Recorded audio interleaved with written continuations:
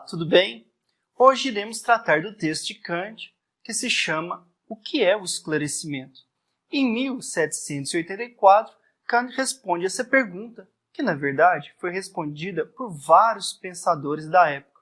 Ora, no século XVIII, na Europa, estava fervilhando o pensamento iluminista, que apesar de ser manifesto por vários filósofos intelectuais que tinham posições muito diferentes, específicas, tinham sistemas de pensamento próprio, por exemplo, Kant, que veremos aqui, Adam Smith, Diderot, Rousseau, Voltaire, apesar de ter, então, esses autores que tinham pensamentos muito distintos entre si, nós conseguimos reunir alguns elementos em comum e classificá-los como um pensamento iluminista. Que características são essas apontadas pelos estudiosos e historiadores? Ora, a crítica ao dogma metafísico, a crítica à moral religiosa, a exortação de uma busca pela racionalidade, a exortação da busca pelos direitos do homem. Então, tem vários pontos de toque que permitem classificar esse período com uma ideologia comum que foi chamada de iluminista. E aqui, hoje, nós trataremos do texto de Kant. Texto esse que cai no Enem, cai no PAS, agora de 2020, já caiu antes, cai em vestibulares outros, por exemplo, da Universidade Federal de Uberlândia e etc. Esse esclarecimento é um correlato para iluminismo. Então, com essa pergunta, Kant está respondendo, na verdade, o que é iluminismo?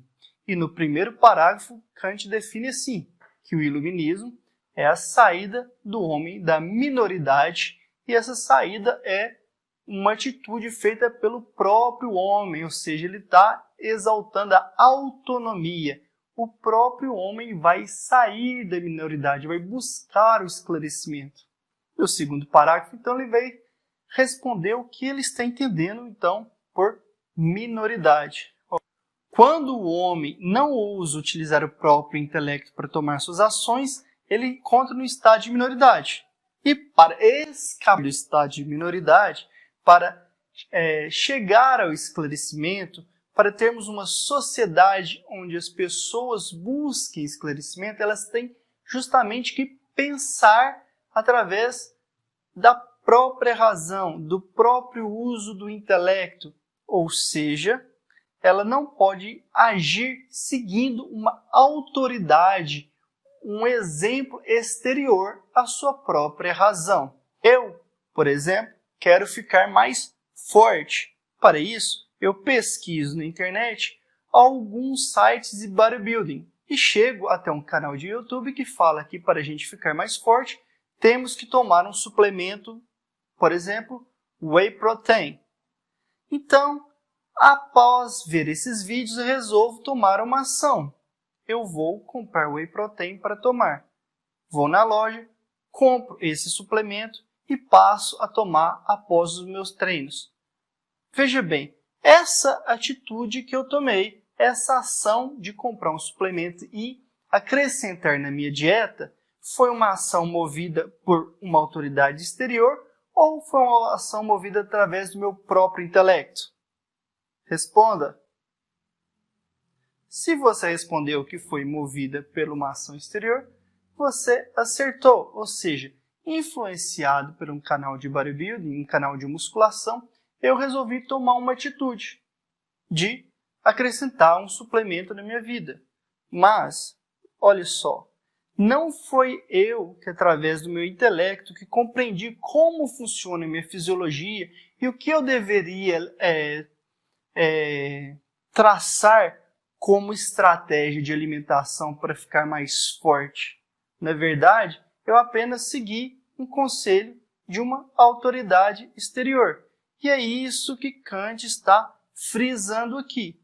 Quando nós agimos através de uma autoridade exterior, seja um nutrólogo, um médico, um mestre espiritual ou um livro, um cientista, nós estamos num estado de minoridade, ou seja, nós estamos delegando para outras pessoas o nosso próprio direito de pensar e raciocinar as nossas ações.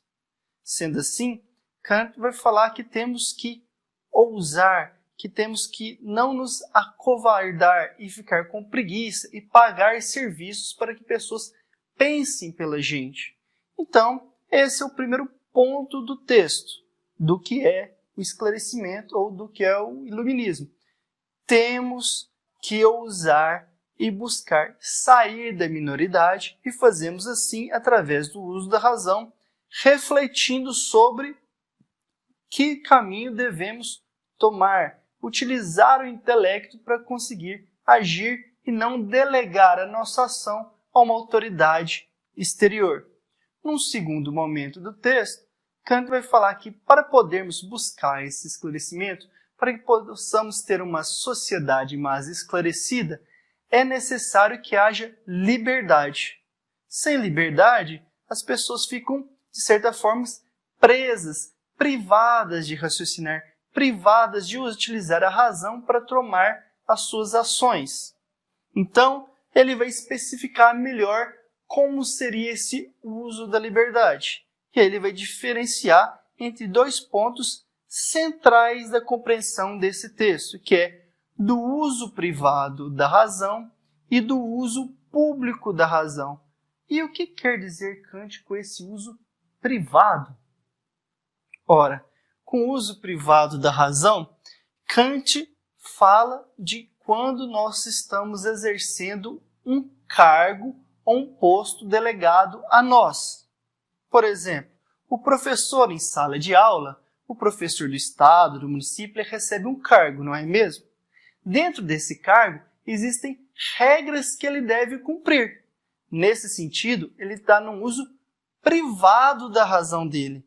Esse professor, por exemplo, ele tem que aplicar certos exames periódicos para os alunos. Ele tem que cumprir essa atividade. Ele tem que lançar as notas dos alunos.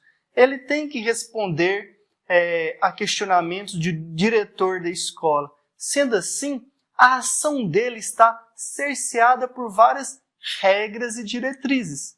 Kant vai falar que isso é o uso privado da razão. E nesse campo do uso privado, Kant vai falar que a liberdade não é tão necessária assim para se ter esclarecimento.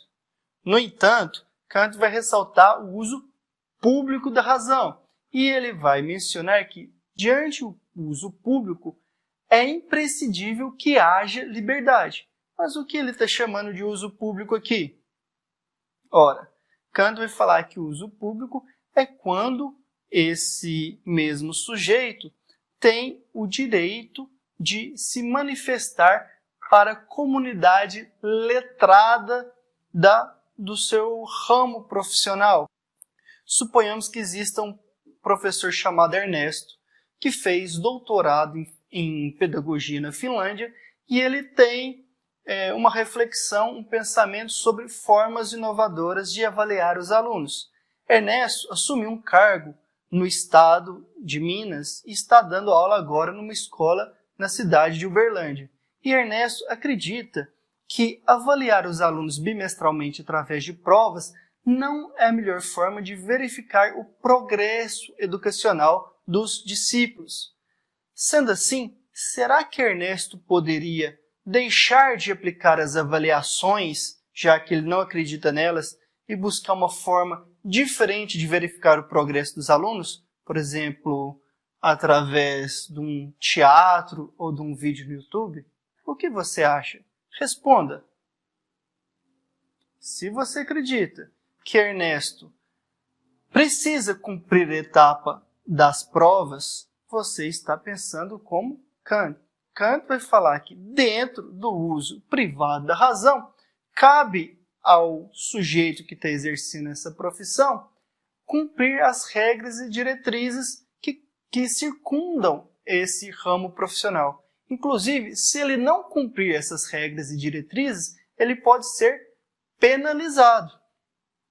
E quando ele vai assumir o cargo, ele já sabe que existem essas regras a serem cumpridas.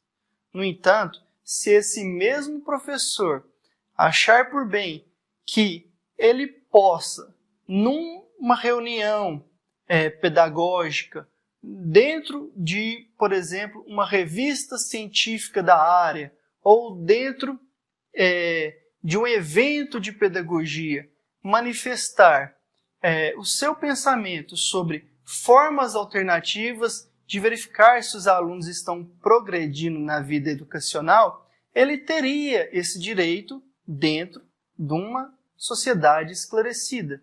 E é isso que Kant está aqui diferenciando.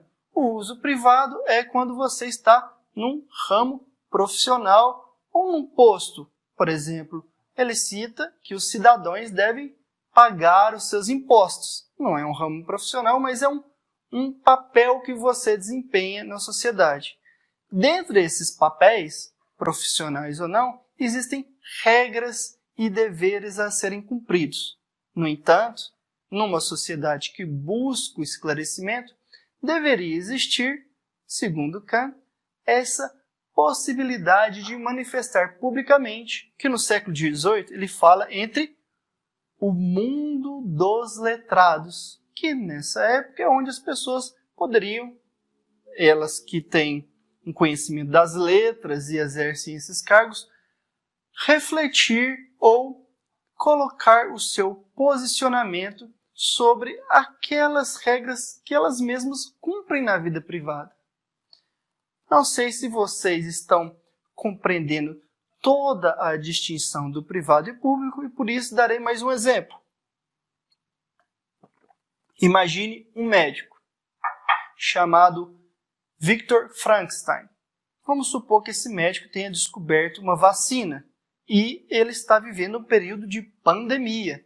Nesse sentido, as pessoas estão carentes pela essa vacina e ele está confiante no trabalho dele e quer liberar logo essa pesquisa para o usufruto da população. No entanto, dentre as regras da pesquisa científica vigente, ele precisa testar esse produto primeiro em animais, depois em cobaias humanas. Só que ele está com uma pressa, ele acredita muito na pesquisa dele e ele quer pular essas etapas para atender a demanda. Será que Victor Frankenstein poderia pular essas etapas de acordo com a sua vontade e então disponibilizar esse medicamento? Ora, dentro dessa perspectiva que diferencia a liberdade privada do uso da razão e pública do uso da razão, a resposta é não. Victor não poderia disponibilizar esse medicamento porque dentro do posto que ele está de pesquisador, ele tem que seguir as etapas de segurança para se produzir uma nova vacina. No entanto, dentro de uma sociedade esclarecida, podemos refletir aqui com a ajuda do Kant que Victor poderia se manifestar numa revista médica ou dentro de um grupo de pesquisadores certa reflexão que, em algumas situações X, certos medicamentos Y poderiam pular algumas etapas. Ele é livre nessa sociedade supostamente esclarecida para fazer essa reflexão, ainda que dentro do seu cargo ele tem que cumprir as regras e diretrizes desse cargo. Ora, se nós estamos nos entendendo aqui, então vemos que o iluminismo, segundo Kant, começa então com a saída da minoridade em busca do esclarecimento. Essa saída da minoridade, para que ela ocorra, deve haver liberdade. De que tipo? A liberdade pública, não necessariamente privada, porque é até bom que em certas situações, nos cargos onde as pessoas estão exercendo certas profissões ou certos encargos, ela cumpra e obedeça às regras para não sair do controle, não é mesmo? Mas uma sociedade esclarecida, uma sociedade que busca esclarecimento, tem que permitir o uso público livre para que seja possível o progresso e o desenvolvimento. Ora, para finalizar o texto, numa quinta parte da reflexão, depois de falar do iluminismo, da minoridade, da liberdade, do uso público e privado, Kant vai fechar com a figura de Frederico II. Frederico II é o rei da Prússia, onde Kant é um súdito, na cidade de Königsberg. E Kant vai falar que um homem que permite a liberdade religiosa e que permite que os súditos critiquem as próprias leis vigentes, por sua vez, só pode ser um homem esclarecido. Kant está falando justamente de Frederico II.